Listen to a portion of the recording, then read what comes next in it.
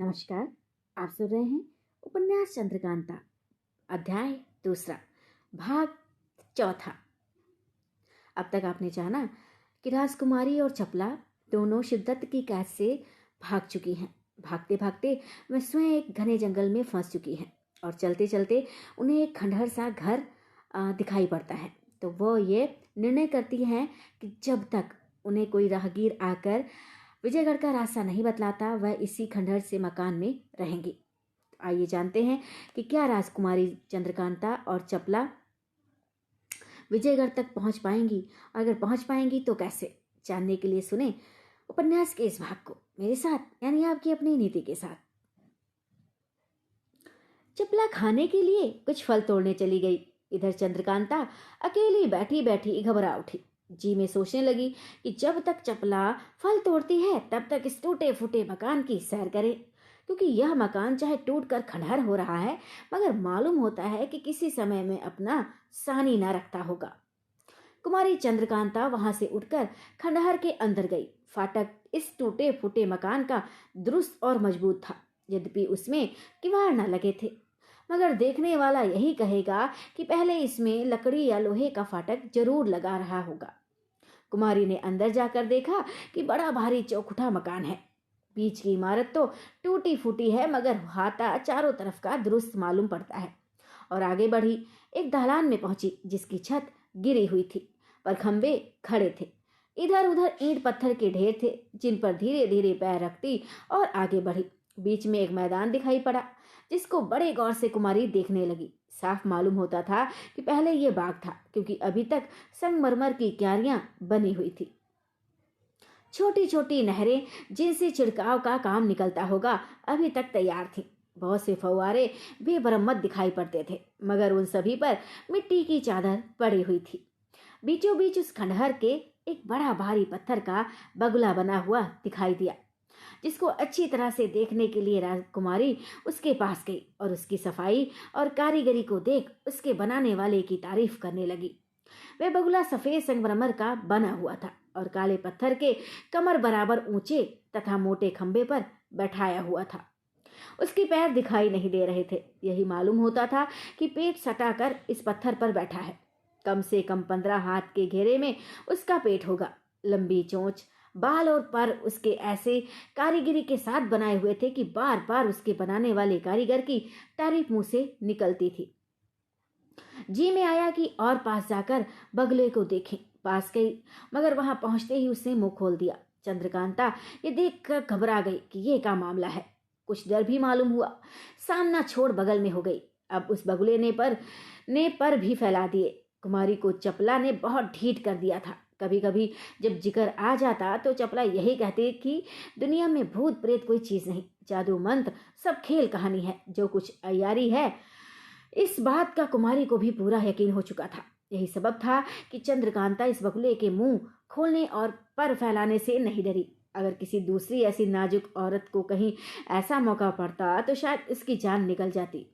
जब बगुले को पैर फैलाते देखा तो कुमारी उसके पीछे हो गई। बगुले के पीछे की तरफ एक पत्थर जमीन में लगा था जिस पर कुमारी ने पैर रखा ही था कि बगुला एक दफा हिला और जल्दी से घूम अपने चोंच से कुमारी को उठाकर निकल गया। तब घूमकर अपने ठिकाने हो गया और समेट लिया और मुंह बंद कर लिया। थोड़ी देर में चपला फलों से झोली भरे हुए पहुंची। देखा तो चंद्रकांता वहां नहीं है। इधर उधर निगाह दौड़ाई, कहीं नहीं। इस टूटे मकान में तो नहीं गई है, ये सोचकर मकान के अंदर चली। कुमारी तो बेधड़क उस खंडहर में चली गई थी, मगर चपला रुकती हुई चारों तरफ निगाह दौड़ाती और एक एक चीज तजवीज करती हुई चली। फाटक के अंदर घुसते ही दोनों बगल 2 दालान दिखाई पड़े। ईंट पत्थर के ढेर लगे हुए हैं। कहीं से छत टूटी और मगर दीवारों पर चित्रकारी और पत्थरों की मूर्तियां अभी तक नहीं मालूम पड़ती थी। चपला ने ताजुब की निगाह से उन मूर्तियों को देखा। कोई भी उसमें पूरे बदन की नजर न आई। किसी का सिर नहीं, किसी की टांग नहीं, किसी का हाथ कटा, किसी का आधा धड़ ही नहीं। सूरत भी इन मूर्तियों की अजब डरावनी थी। और आगे बढ़ी। बड़े बड़े मिट्टी पत्थर के ढेर जिनमें जंगली पेड़ लगे हुए थे लांघती हुई मैदान में पहुंची। दूर से वह बगुला दिखाई पड़ा जिसके पेट में कुमारी पड़ चुकी थी। सब जगहों को देखना छोड़ चपला उस बगुले के पास धड़धड़ाती हुई पहुंची। उसने मुंह खोल दिया। चपड़ा को बड़ा ताज्जुब हुआ, पीछे हटी। बगुले ने मुंह बंद कर दिया। सोचने लगी अब क्या करना चाहिए। ये तो कोई बड़ी भारी अय्यारी मालूम होती है। क्या भेद है इसका, पता लगाना चाहिए। मगर पहले कुमारी को खोजना उचित है, क्योंकि ये खंडहर कोई पुराना तिलिस्म मालूम होता है। कहीं ऐसा ना हो कि इसी में कुमारी फंस गई हो। ये सोच उस जगह से हटी और दूसरी तरफ खोजने लगी। चारों तरफ हाथा घिरा हुआ था। कई दलान और कोठरियां टूटी फूटी और कई साबुत भी थी। एक तरफ से देखना शुरू किया। पहले एक दलान में पहुंची जिसकी छत बीच से टूटी हुई थी। लंबाई दलान की लगभग 100 गज की होगी। बीच में मिट्टी चूने का ढेर, इधर उधर बहुत सी हड्डी पड़ी हुई थी और चारों तरफ जाले मकड़े लगे हुए थे। मिट्टी के ढेर में से छोटे छोटे बहुत से पीपल वगैरह के पेड़ निकल आए थे। दलान के एक तरफ छोटी सी कोठरी नजर आई, जिसके अंदर पहुंचने पर देखा एक कुआं है। झांकने से अंधेरा मालूम पड़ा। इस कुएं के अंदर क्या है? ये कोठरी बनिस्बत और जगहों के साफ क्यों मालूम पड़ती है? कुआं भी साफ दिख पड़ता है, क्योंकि जैसे अक्सर पुराने कुओं में पेड़ वगैरह लग जाते हैं, इसमें नहीं है। कुछ कुछ आवाज भी इसमें से आती है जो बिल्कुल समझ नहीं पड़ती।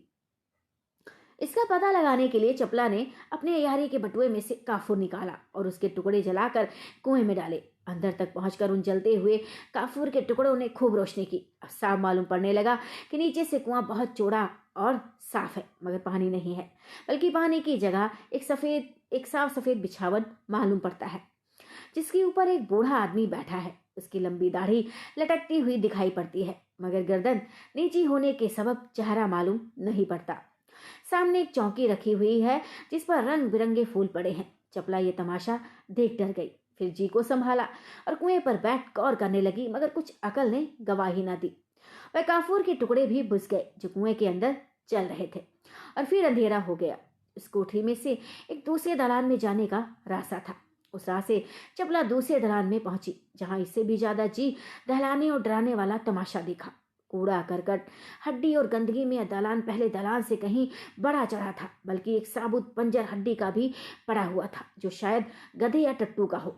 उसी के बगल से लांघती हुई चपला बीचों बीच दलान में पहुंची। एक चबूतरा संगमरमर का पुरसा भर ऊंचा देखा, जिस पर चढ़ने के लिए खूबसूरत 9 सीढ़ियां बनी हुई थी।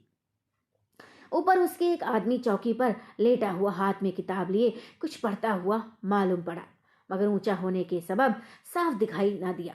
इस चबूतरे पर चढ़े या ना चढ़े, चढ़ने से कोई आफत तो ना आएगी। भला सीढ़ी पर एक पैर रखकर देखूं तो सही, ये सोचकर चपला ने सीढ़ी पर एक पैर रखा। पैर रखते ही बड़े जोर से आवाज हुई और संदूक के पल्ले की तरह खुलकर सीढ़ी के ऊपर वाले पत्थर ने चपला के पैर को जोर से फेंक दिया, जिसकी धमक और झटक से वह जमीन पर गिर पड़ी।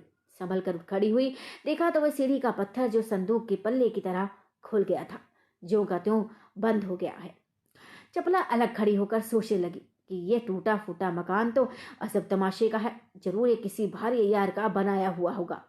इस मकान में घुसकर सैर करना कठिन है। जरा चूके और जान गई, पर मुझको क्या डर, क्योंकि जान से भी प्यारी चंद्रकांता इसी मकान में कहीं फंसी हुई है, जिसका पता लगाना बहुत जरूरी है। चाहे जान चली जाए, मगर बिना कुमारी को लिए इस मकान से बाहर कभी नहीं जाऊंगी। देखूं इस सीढ़ी और चबूतरे में क्या क्या अय्यारियां की गई हैं। कुछ देर तक सोचने के बाद चपला ने एक 10 सेर का पत्थर सीढ़ी पर रखा। जिस तरह पैर को उस सीढ़ी ने फेंका था, उसी तरह इस पत्थर को भी भारी आवाज के साथ फेंक दिया। चपला ने हर एक सीढ़ी पर पत्थर रखकर देखा, सभी में यही करामात पाई। इस चबूतरे के ऊपर क्या है, इसको जरूर देखना चाहिए, ये सोचकर अब वह दूसरी तरकीब करने लगी। बहुत सी ईंट पत्थर उस चबूतरे के पास जमा किए और उसके ऊपर चढ़कर देखा कि संगमरमर की चौकी पर एक आदमी दोनों हाथों में किताब लिए पड़ा है। उम्र लगभग 30 वर्ष की होगी। खूब गौर करने से मालूम हुआ कि यह भी पत्थर का है। चपला ने एक छोटी सी कंकड़ी उसके मुंह पर डाली। या तो पत्थर का पुतला, मगर काम आदमी का किया। चपला ने जो कंकड़ी उसके मुंह पर डाली थी, उसको हाथ से हटा दिया और फिर उसी तरह वह किताब अपने हाथ अपने ठिकाने ले गया।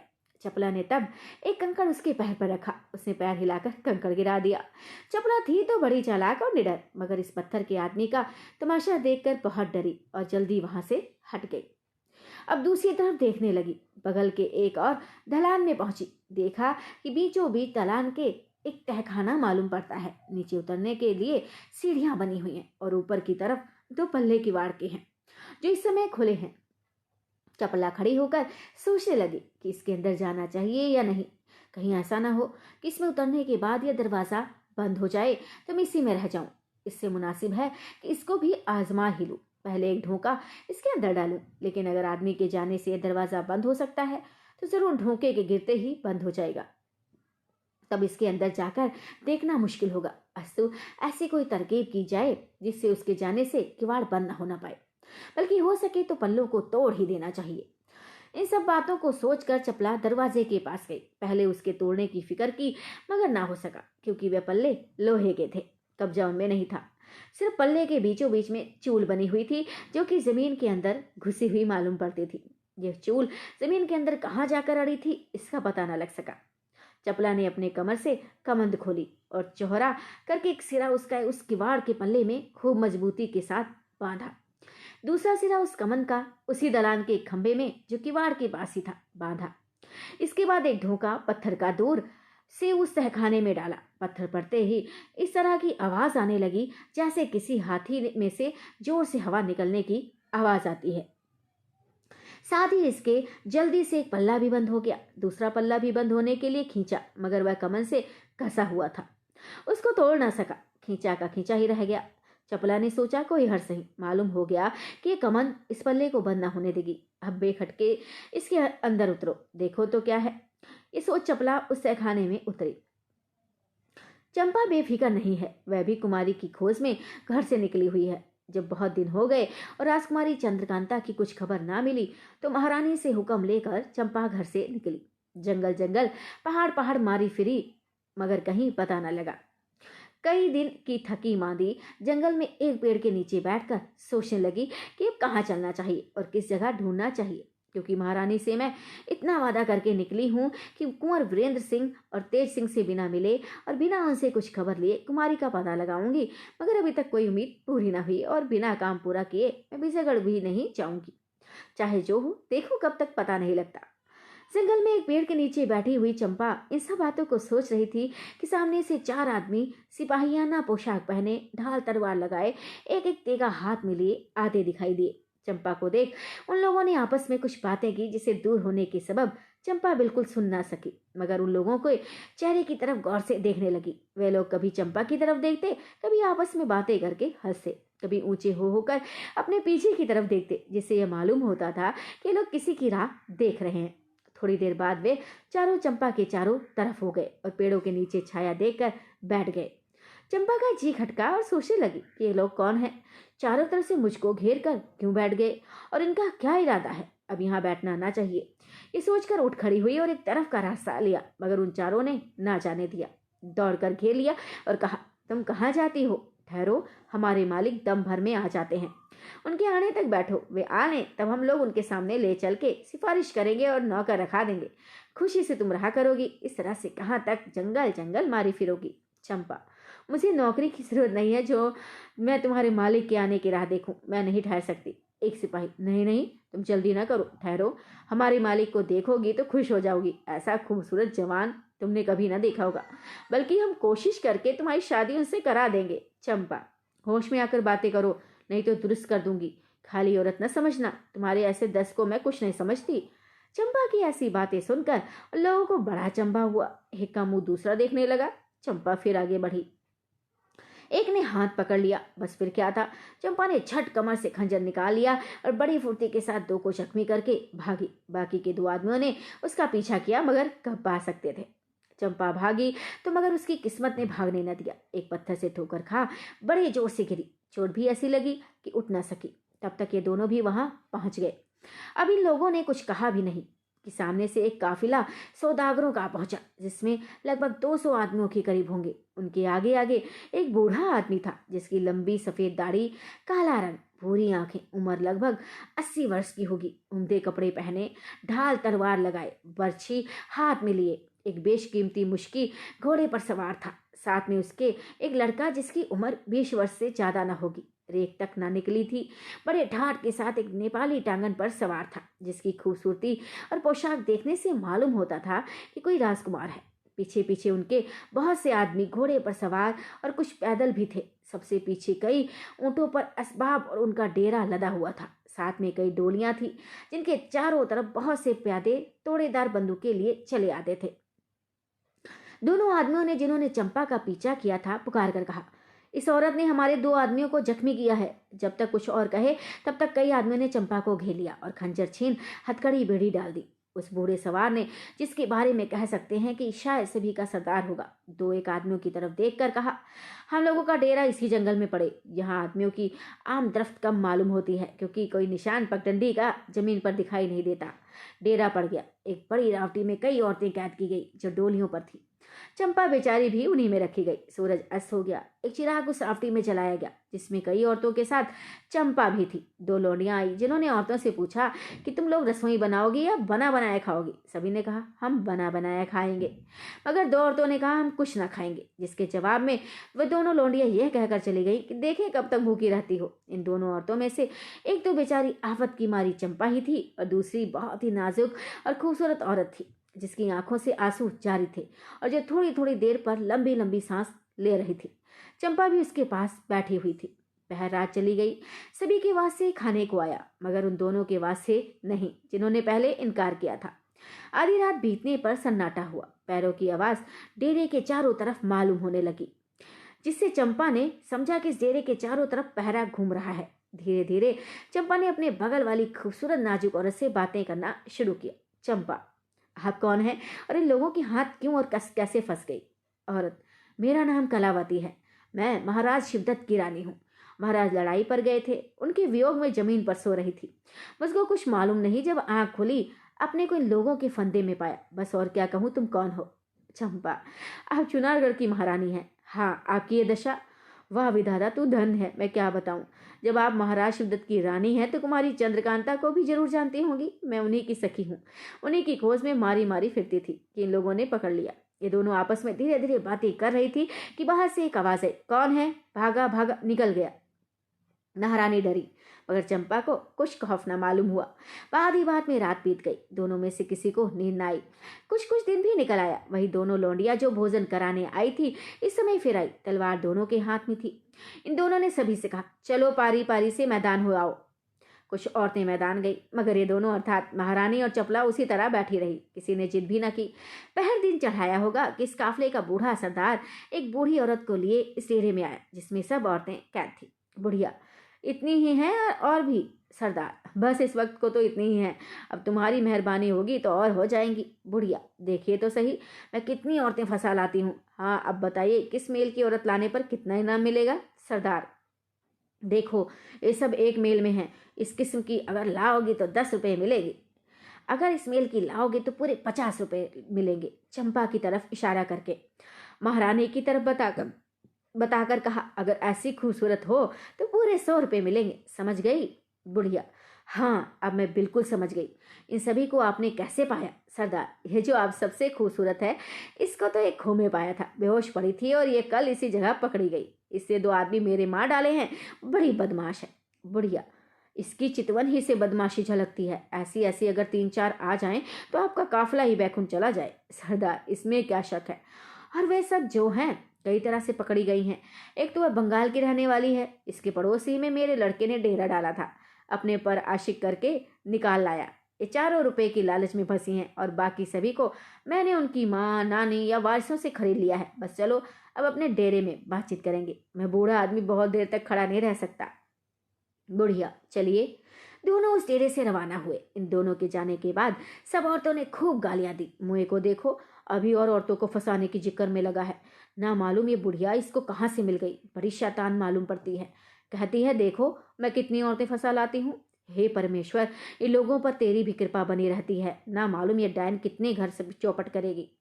चंपा ने उस बुढ़िया को खूब गौर करके देखा और आधे घंटे तक कुछ सोचती रही, मगर महारानी को सिवाय रोने के और कोई धुन न थी। हाय, महाराज की लड़ाई में क्या दशा हुई होगी, वे कैसे होंगे, मेरी याद करके कितने दुखी होते होंगे। धीरे धीरे यही कह के रो रही थी।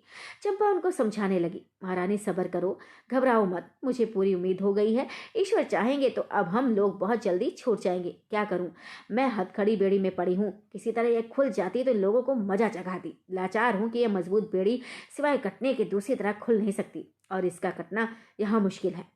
इसी तरह रोते कलपते आज का दिन भी बीता। शाम हो गई। बूढ़ा सरदार फिर डेरे में आ पहुंचा जिसमें औरतें कैद थी। साथ में सवेरे वाली बुढ़िया, आफत की बुढ़िया एक जवान खूबसूरत औरत को लिए हुए थी। बुढ़िया, मिला लीजिए, अव्वल नंबर की है या नहीं? सरदार, अव्वल नंबर की तो नहीं, हाँ दूसरे नंबर की जरूर है। 50 रुपए की आज तुम्हारी बोनी हुई, इसमें शक नहीं। बढ़िया, खैर 50 ही सही, यहाँ कौन गिरा की जमा लगती है, कल फिर लाऊंगी, चलिए। इस समय इन दोनों की बातचीत बहुत धीरे धीरे हुई, किसी ने सुना नहीं, मगर होंठों के हिलने से चंपा कुछ कुछ समझ गई। वह नई औरत जो आज आई बड़ी खुश दिखाई देती थी, हाथ पैर खुले थे, तुरंत ही इसके वास्ते खाने को आया। इसने भी खूब लंबे चौड़े हाथ लगाए, बेखटके उड़ा गई। दूसरी औरतों को सुस्त और रोते देख हंसती और चुटकियां लेती थी। चंपा ने जी में सोचा, ये तो बड़ी भारी बला है, इसको अपने कैद होने और फंसने की कोई फिक्र ही नहीं। मुझे तो कुछ खटका मालूम होता है। कल की तरह आज की रात भी गई। लोडियों के साथ सुबह को सब औरतें पारी पारी मैदान भेजी गई। महारानी और चंपा आज भी नहीं गई। चंपा ने महारानी से पूछा, आप जब से इन लोगों के हाथ फंसे कुछ भोजन किया या नहीं? उन्होंने जवाब दिया, महाराज से मिलने की उम्मीद में जान बचाने के लिए दूसरे तीसरे कुछ खा लेती हूँ, क्या करूँ, कुछ बस नहीं चलता। थोड़ी देर बाद 2 आदमी स्टेरे में आए। महारानी और चंपा से बोले, तुम दोनों बाहर चलो, आज हमारे सरदार का हुक्म है कि सब औरतें मैदान में पेड़ों के नीचे बैठाई जाएं, जिससे मैदान की हवा लगे और तंदुरुस्त में फर्क न पड़ने पाए। यह कह दोनों को बाहर ले गए। वे औरतें जो मैदान में गई थी, बाहर ही एक बहुत घने महुए के तले बैठी हुई थी। ये दोनों भी उसी तरह जाकर बैठ गई। चंपा चारों तरफ निगाह दौड़ाकर देखने लगी। दोपहर दिन चढ़ाया होगा। वही बुढ़िया जो कल एक औरत ले आई थी, आज फिर एक जवान औरत कल से भी ज्यादा खूबसूरत लिए हुए पहुंची। उसे देखते ही बूढ़े मियाँ ने बड़ी खातिर से अपने पास बैठाया और उस औरत को उस जगह भेज दिया जहां सब औरतें बैठी हुई थी। चंपा ने आज इस औरत को भी बारीक निगाह से देखा। आखिर उससे रहा न गया। ऊपर की तरफ मुंह करके बोली, मी सगमता, हम पहचान गए। वह औरत जो आई थी चंपा का मुंह देखने लगी। थोड़ी देर के बाद वह भी अपने पैर के अंगूठे की तरफ देख और हाथों से उसे मलती हुई बोली, चपल्ला छमे बाप रोफस, चुप रहोगे तो तुम्हारी जान बच जाएगी। फिर दोनों में से कोई न बोली। शाम हो गई। सब औरतें उस रावटी में पहुंच गई। रात को खाने का सामान पहुंचा। महारानी और चंपा के सिवाय सभी ने खाया। दोनों औरतों ने तो खूब ही हाथ फेरे जो नई फंस कर आई थी। रात बहुत चली गई। सन्नाटा हो गया। रावटी के चारों तरफ पहरा फिरने लगा। रावटी में एक चिराग जल रहा था। सब औरतें सो गई, सिर्फ चार जाग रही थी, महारानी, चंपा और वो दोनों जो नहीं आई हैं। चंपा ने उन दोनों की तरफ देखकर कहा, कड़ाक भी टेटी, नौ से पारो फेस दो, यानी मेरी बेड़ी तोड़ दो, नहीं तो गुल मचाकर गिरफ्तार करा दूंगी।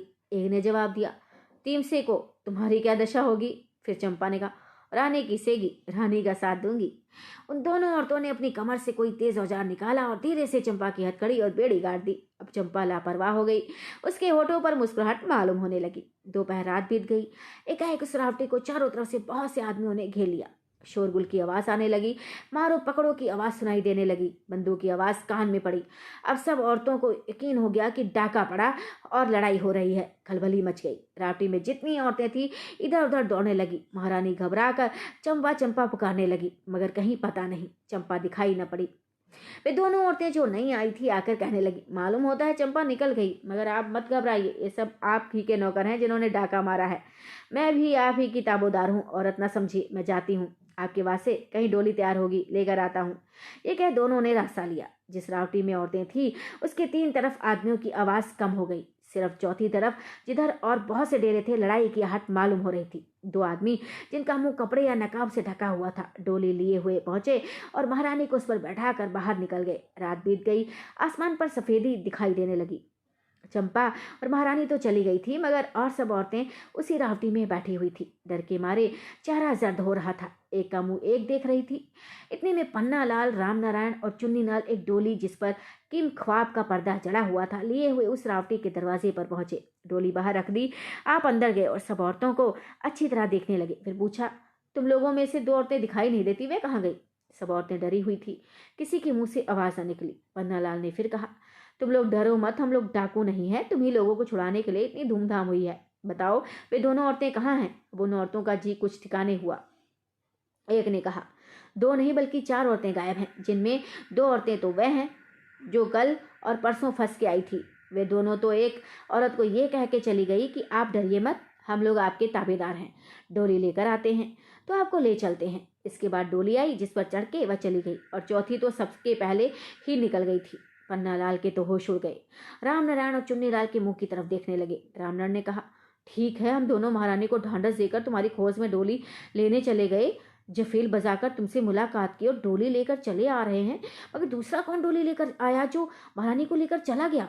इन लोगों का ये कहना भी ठीक है कि चंपा पहले से गायब है। जब हम लोग औरत बने हुए इस रावटी में थे और लड़ाई हो रही थी, महारानी ने डर के चंपा चंपा पुकारा, तभी उसका पता ना था। मगर ये मामला क्या है, कुछ समझ में नहीं आता। चलो बाहर चलकर इन बुर्दा फरोशों की डोलियों को गिने, उतनी ही हैं कम। उन औरतों को भी बाहर निकालो। सब औरतें उस डेरे के बाहर रखी गई। उन्होंने देखा कि चारों तरफ खून ही खून दिखाई देता है, कहीं कहीं लाश भी नजर आती है। काफिले का बूढ़ा सरदार और उसका खूबसूरत लड़का जंजीरों से जकड़े एक पेड़ के नीचे बैठे हुए हैं। 10 आदमी नंगी तलवारें लिए उनकी निगाहबानी कर रहे हैं और सैकड़ों आदमी हाथ पैर बांधे दूसरे पैरों के नीचे बैठाए हुए हैं। रावटियां और डेरे सब उजड़े पड़े हैं। पन्नालाल, रामनारायण और चुन्नीलाल उस जगह गए जहां बहुत सी डोलियां थी। रामनारायण ने पन्नालाल से कहा, देखो ये 16 डोलियां हैं। पहले हमने 17 गिनी थी। इससे मालूम होता है कि इन्हीं में से वह डोली थी जिसमें महारानी गई है। मगर उनको ले कौन गया? चुन्नीलाल, जाओ तुम दीवान साहब को यहाँ बुला लाओ। उस तरफ बैठे हैं जहाँ फौज खड़ी है। दीवान साहब को लिए हुए चुन्नीलाल आए। पन्नालाल ने उनसे कहा, देखिए हम लोगों की 4 दिन की मेहनत बिल्कुल खराब गई। विजयगढ़ से 3 मंजिल पर इन लोगों का डेरा था। इस बूढ़े सरदार को हम लोगों ने औरतों की लालच देकर रोका कि कहीं आगे न चला जाए और आपको खबर दी। आप भी पूरे सामान से आए। इतना खून खराब हुआ मगर महारानी और चंपा हाथ ना आई। भला चंपा तो बदमाशी करके निकल गई। उसे कहा कि हमारी बेड़ी काट दो, नहीं तो हम सब भेद खोल देंगे कि मर्द हो, धोखा देने आए हो, पकड़े जाओगे। लाचार होकर उसकी बेड़ी काट दी और वे मौका पाकर निकल गई। मगर महारानी को कौन ले गया? दीवान साहब की अकल हैरान थी कि क्या हो गया। बोले, इन बदमाशों को, बल्कि इनके बूढ़े मियाँ सरदार को मार पीट कर पूछो, कहीं इन्हीं लोगों की बदमाशी तो नहीं है। पन्नालाल ने कहा, जब सरदार ही आपकी कैद में है तो मुझे यकीन नहीं आता कि इसके सबब से महारानी गायब हो गई हैं। आप इन बुर्दा फरोशों को और फौज को लेकर जाइए और इन राज्य का काम देखिए। हम लोग फिर महारानी की टोहमें लेने जाते हैं। इसका तो बीड़ा ही उठाया है। दीवान साहब, बुर्दा फरोशों कैदियों को मैं उनके माल असबाब के साथ ले चुनारगढ़ की तरफ रवाना हुए। पन्नालाल, रामनारायण और चुन्नीलाल महारानी की खोज में चले। रास्ते में आपस में यूं बातें करने लगे। पन्नालाल, देखो आजकल चुनारगढ़ राज्य की क्या दुर्दशा हो रही है। महाराज उधर फंसे, महारानी का पता नहीं। पता लगा मगर फिर भी कोई उस्ताद हम लोगों को उल्लू बनाकर उन्हें ले ही गया। रामनारायण, भाई बड़ी मेहनत की थी मगर कुछ ना हुआ। किस मुश्किल से इन लोगों का पता पाया, कैसी कैसी तरकीबों से 2 दिन तक इसी जंगल में रोका रखा, कहीं जाने न दिया। दौड़ा दौड़ा चुनारगढ़ से सेना सहित दीवान साहब को लाए। लड़े भिड़े, अपनी तरफ के कई आदमी भी मारे, मगर मिला क्या? वही हार और शर्मिंदगी। चुन्नीलाल, हाँ हम तो बड़े खुश थे कि चंपा भी हाथ आएगी, मगर वह तो और आफत निकली। कैसा हम लोगों को पहचाना और बेबस करके धमाका के अपनी बड़ी बेड़ी कटवा ही ली।